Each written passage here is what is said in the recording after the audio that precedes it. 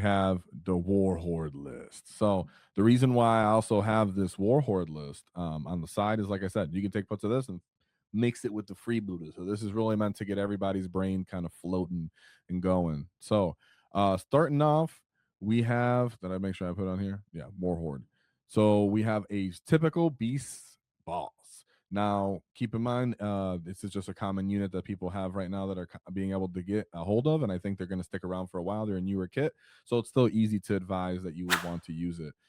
In this list, though, I did get the impression that, let's say you got one Armageddon box set and you're maybe a little newer intermediate, then you can get another 20 boys, because there's a lot of people getting rid of stuff, and maybe, you know, there's going to be boys secondhand that I think they're going to be around, and GW already alluded to other kits and such. So it's, I think maybe in this case I did push for another 20-man unit of boys, but I also think that applies to freebooters, so it applies to both. And I do think, no, this sounds weird for when you're watching maybe a warhorde list, but keep in mind, you know, it wasn't uncommon to use like a Zagrod, for example. So you can even swap out a Zagrod maybe for one of these boys units if you want, and it still applies in this manner. But there are reasons why I want the other 20-man unit of boys, in my opinion.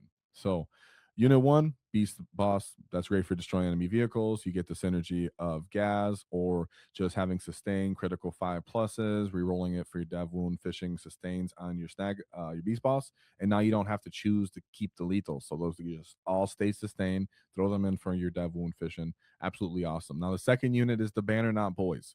Like I said, we have to play you know, this game of take and hold, and sometimes we're gonna have to push onto the enemy's objective, whether it's a take and hold matchup, or it's a like mirror match, or if it's a priority asset matchup, right? There's most likely a time where you're gonna have to push onto the enemies. So if you're playing freebooter or you're playing this warhorde one, whether you're holding your natural with this 20-man unit, or you're gonna use it to launch onto back to the enemies, uh, from your safe position to the enemy's natural, or you're trying to actually push with gas to the middle and you need more OC. That, I think that's really what's going to matter for your take and hold, because a lot of these other units are kind of killy. But I really do am liking having multiple 20-man units of boys on the list. Like I said, though, I can be totally sold on bringing Zagra. Now we have the third unit, which is Gazgul and the Pain Boy with an enhancement of Follow Me Lads. So that makes him faster. Then you add Here We Go on top of that. Another thing to keep in mind as well, if you're playing Warhorde, is the rule that stopped you from using a stratagem from units that are within your transport doesn't exist anymore. Therefore, it is implied that yes, you can choose Here We Go on a unit that's in a transport. So if you're using one of those 10-man unit of knobs like I spoke about earlier, or in this case a Breaker Boy unit, yes, you can use Here We Go on him now, and they can launch out of that truck at a faster pace. Before we jump back into the video, shout out to Monument Hobbies and their Pro Acryl paints. If you're an orc player, you already know the pain of painting mobs of models, vehicles, bikers, walkers, too many lads at once. And that's why I like Pro Acryl. The paint is high quality, easy to work with, and comes with properly thin paint right out the bottle, which means less time fighting with your paints and more time getting your wall on the table. So whether you're a new org player and joining the Great Wall, or you're trying to finish another 20 gets before your event, and check out Pro Acryl paints from Monument Hobbies using my affiliate link in the description.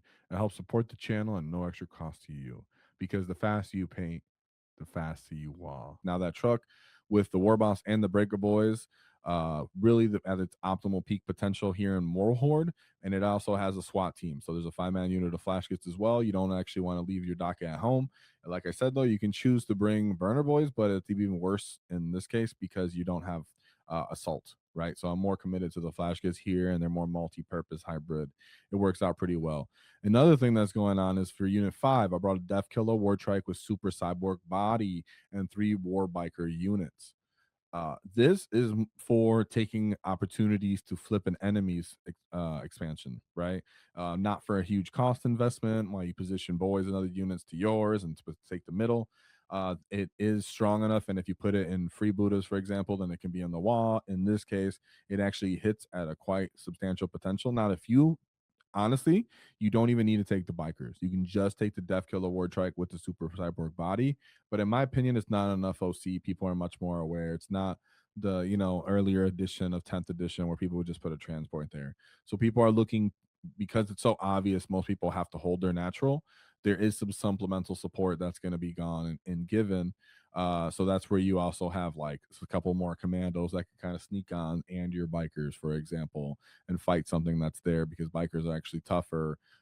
The trike hits harder. He has other weapons as well. So I like the trike a lot, and like I said, he could be taken on his own. And I think he's just good for like filling on a collection before you move on to like Cult of Speed or whatever the codex. Because we've seen what we'll talk about that in another video, but we've seen there's 15 detachments. So having something like a trike might be great on hand for just expanding your collection. Then we go to two trucks again. We know there's new trucks coming out, so me suggesting them doesn't feel bad because they blend right in with your old ones or if you new ones. So if you get either, or you get parts of both and you kit bash your own, trucks are still going to be good in the battle wagon. I think that's good fundamentals for building out your collection, because you can open up other detachments more easily, because transports are just quite necessary for orcs, and they have been for several editions now. I don't see that changing too much when we get our codex.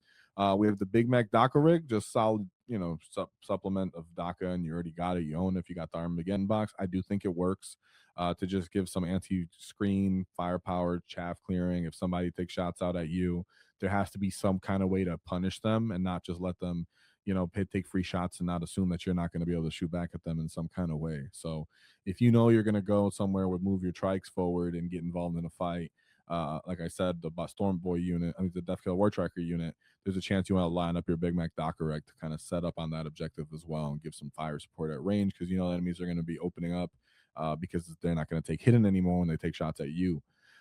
Then you also have like I said, the SWAT team. You have the Gritchen. You have 10 commandos. Infiltration is still important, even warhorde. And in this case, that's going to be looking to do up your objectives, because you have the big 20-man units, you have the trikes, you have other stuff that's looking to hold objectives.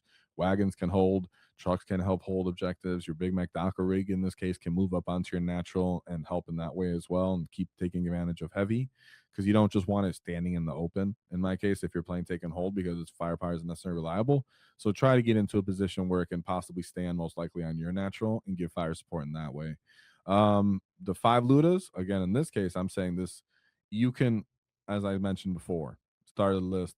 This is, I assume people from what I've seen online as well want some kind of DACA support. So I made sure to incorporate that, and it applies to the other list that we show with freebooters. You can just put Ludas on your home objective. Typically 5 is fine. If you're picking a shock attack gun and you decide you want to put the investment on that as well because you like the unit, the model, I think the model's sick, and he's a great addition with the shock attack gun.